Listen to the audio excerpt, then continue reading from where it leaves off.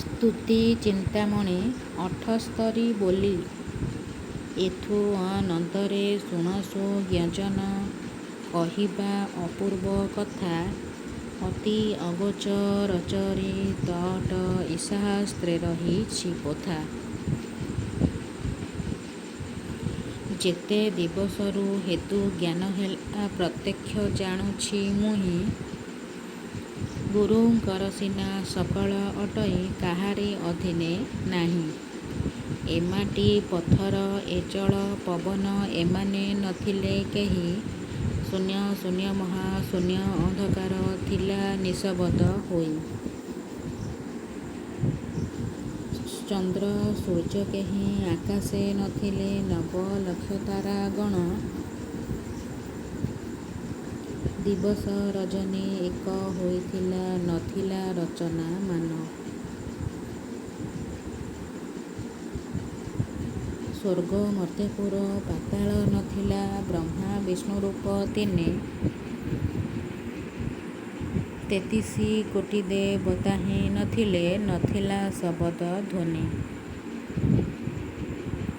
ପୃଥ୍ୱୀ ଆପ ତେଜ ବାୟବ ଆକାଶ ପଞ୍ଚଭୂତହୀନ ଥିଲେ ମହାଶୂନ୍ୟ ଅନ୍ଧକାରହିଁ ସହିତେ ନଥିଲେ ଏତେବେଳେ। ଊର୍ମ ଧୂର୍ମ ଜ୍ୟୋତି ଜ୍ୱାଳାହିଁ ନଥିଲେ ହୋଇଥିଲା ମହାଶୂନ୍ୟ।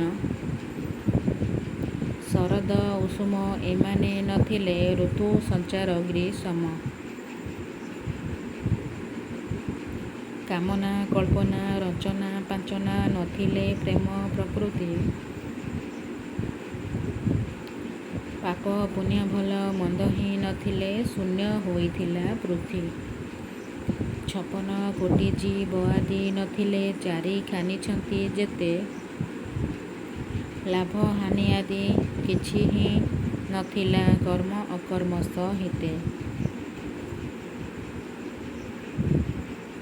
ଶୁଣ ସୂର୍ଯ୍ୟଜନ ଯହୁଁ ଜାତ ହେଲେ କହିବା ତହିଁର ଭେଦ।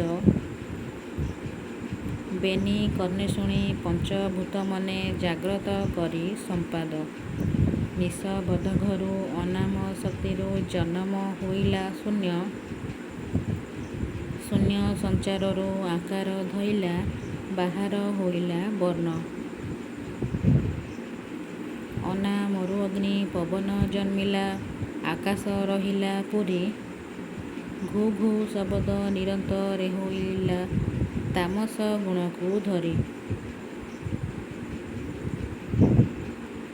ଅନାମରୁ ତହୁଁ ଜଳ ଜାତ ହେଲା ଅଗ୍ନି ପାବନେ ମିଶିଲା। ସତ୍ୱରଜତମ ତିନି ନାମ ବହି ତିନି ଗୁଣ ବୋଲାଇଲା। ଅନାମରୁ ଚନ୍ଦ୍ର ସୂର୍ଯ୍ୟ ଜାତ ହେଲେ ହେଲା ଦିବସ ରଜନୀ। ଆକାଶରେ ଉଦେ ଅସ୍ତ ହୋଇବାରୁ ବୋଲାଇଲା ଦିନ ମଣେ। ଅନାମରୁ ବ୍ରହ୍ମା ବିଷ୍ଣୁ ଶିବ ଜାତ ହୋଇଲେକ ଯେତେବେଳେ। ଏ ବ୍ରହ୍ମାଣ୍ଡ ଜାଣ ନୋହିଥିଲା ବେଳେ ଥିଲେ ନିରାକାର କୋଳେ। ଏ ମାଟି ପଥର ଅନାମୁ ଜନ୍ମିଲା ହେଲା ମେଦ ମେଦା ମୋହି।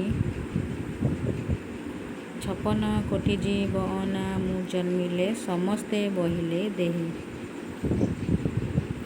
ଅନାମରୁ ପଞ୍ଚଭୂତ ଜାତ ହୋଇ ପୂରିଲେ ସେ ତ୍ରିଭୁବନ। ପୃଥ୍ୱୀ ଆପ ତେଜ ବାୟବ ଆକାଶ ହୋଇ ଲାଖ ପଞ୍ଚଗୁଣ।